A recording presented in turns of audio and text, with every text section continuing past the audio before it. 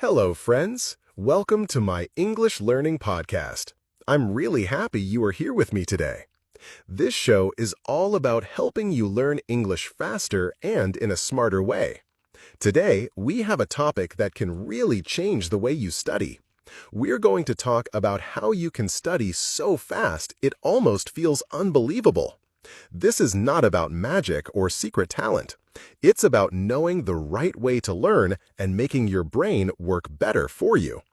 I used to believe that learning quickly was just about talent, or maybe about studying for many hours every day. But I found out that's not true. It's not about how many hours you work, it's about how smart you work. Many people put in the same amount of time, but some improve much faster. Why is that? The answer is something called meta-learning. This means learning how to learn. It's like finding the best way to study for your own brain. When I learned about this, it changed everything for me. Think of your brain like a big forest with no paths. When you start learning something new, it's like walking through thick plants, pushing branches out of the way, and stepping over roots. It's hard and slow at first. But every time you practice, you create a small path in that forest. These paths are called neural pathways. If you keep practicing, the path becomes clearer and easier to walk. If you stop, the path disappears under plants again. Your brain also has a way of rewarding you when you learn something new.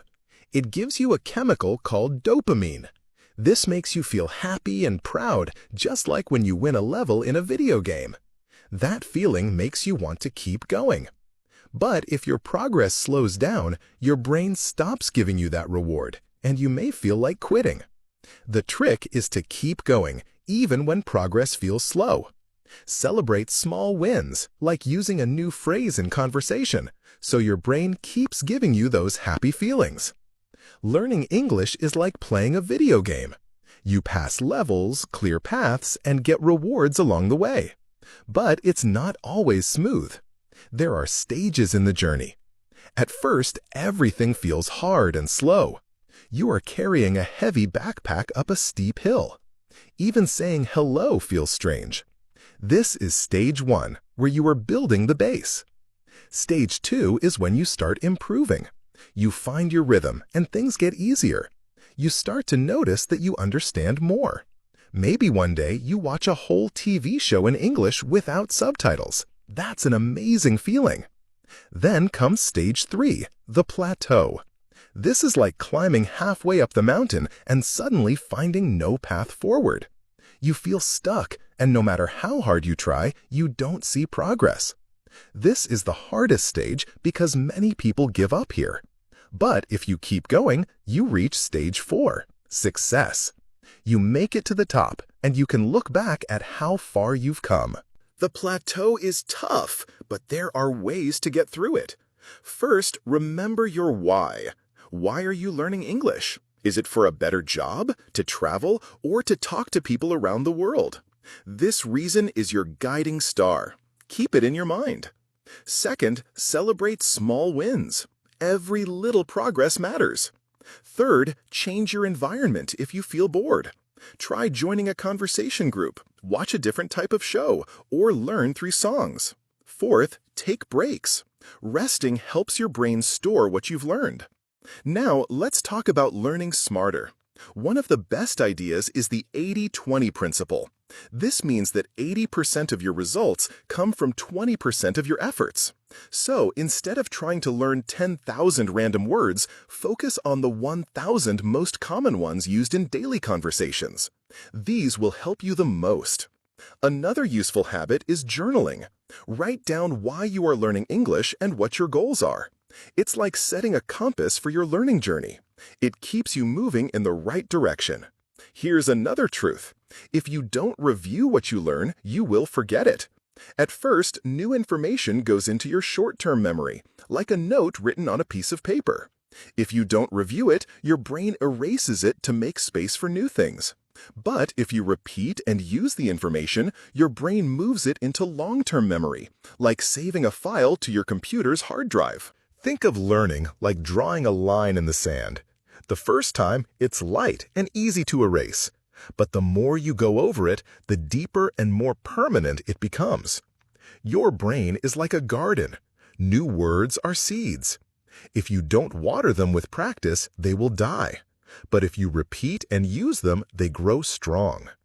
Feedback is another important part of learning. It's like a mirror that shows you what you are doing well and what you need to improve. Without feedback, you may keep making the same mistakes. When someone tells you how to fix something, you can grow much faster. Mindset is also key. If you believe you are bad at learning languages, your actions will match that belief. But if you start thinking of yourself as a confident English learner, you will act like one. Even if learning feels hard, remember that it's a sign you are growing. Just like your muscles hurt after a workout, your brain works hard and grows stronger during challenging moments. Before we move on, let's slow things down for a moment. I want to share with you some important words from today's talk, and I'll give you easy examples so you can understand and remember them better. This is a great way to make sure these words stay in your mind. The first word is supercharge. To supercharge means to give something extra power or energy so it works better or faster. For example, taking a short walk in the morning can supercharge your focus for the whole day. This means it makes your mind sharper and more ready to work.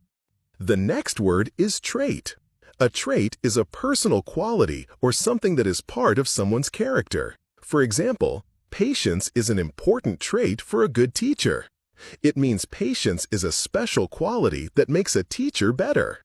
Now we have meta learning. Meta learning means learning how to learn. It's like discovering the best way for your own brain to study. For example, he used meta learning to find out that he learns better by speaking instead of writing. Next is cramming. Cramming means trying to learn a lot of information in a short amount of time, usually right before a test. For example, he was cramming for his English exam and stayed awake all night. The word trail means a path or track that people or animals make by walking in the same place many times. For example, they followed a small trail through the forest to find the waterfall. Next is abandon. To abandon means to leave something behind and not come back to it. For example, they had to abandon the house after the flood. The word neuroplasticity might sound difficult, but it's simple. It means your brain can change, grow, and adapt even when you are an adult.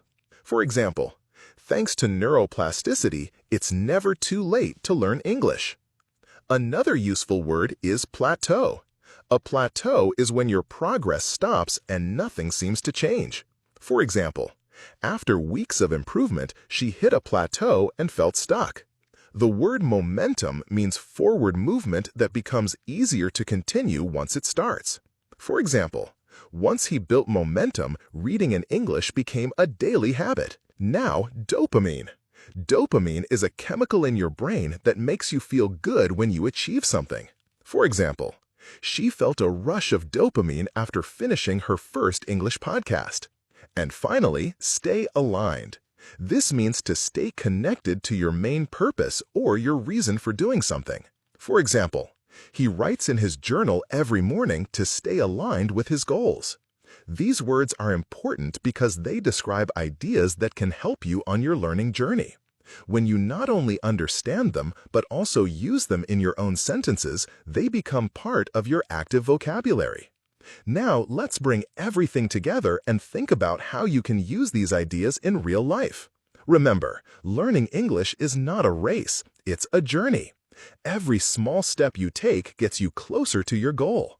Some days you'll move quickly, and some days you'll feel stuck, but both are normal parts of the process. Here are a few tips you can start using today. Focus on the most useful things first. This means learning the most common words and phrases you'll actually use. You don't need to know thousands of rare words to speak well. 2. Write down your goals. When you know why you are learning English, it's easier to stay motivated. 3. Review often. Don't just learn something once and forget it. Repetition is the key to moving information into your long-term memory. 4. Use feedback. Ask others to correct your mistakes so you can improve faster. 5. Keep a positive mindset. Believe that you are an English learner who is improving every day. 6. Celebrate small wins. Even if it's just understanding one new word in a conversation, be happy about it. 7. Rest when needed. Taking breaks is not being lazy, it's giving your brain time to process and remember what you've learned. Also, remember the garden idea. Each new word you learn is a seed. If you don't practice, it will not grow. But if you use it in speaking, writing, or thinking, it will become part of your language forever. Think of your journey as climbing a mountain. You start with heavy steps, then move faster as you find your rhythm, then you may face a plateau, and finally, you reach the top. At the top, you can look back at all the paths you've cleared and all the seeds you've grown. That feeling is worth every step you've taken. So, as you go forward, keep your why in mind, use the 80-20 principle, review your lessons often, and enjoy the process. The truth is, learning English doesn't have to feel slow or frustrating if you approach it the smart way. You can make it faster, more fun, and more rewarding by using the strategies we talked about today. And that's all for today's podcast. I hope you learned something useful and feel motivated to keep going. Remember, your progress may seem small some days, but it's still progress. Each sentence you understand, each word you remember, and each mistake you correct is another step forward. Keep learning, keep practicing, and keep believing in yourself. Thank you for joining me today. If you want to review this lesson, until next time, keep moving forward in your English journey. Bye for now.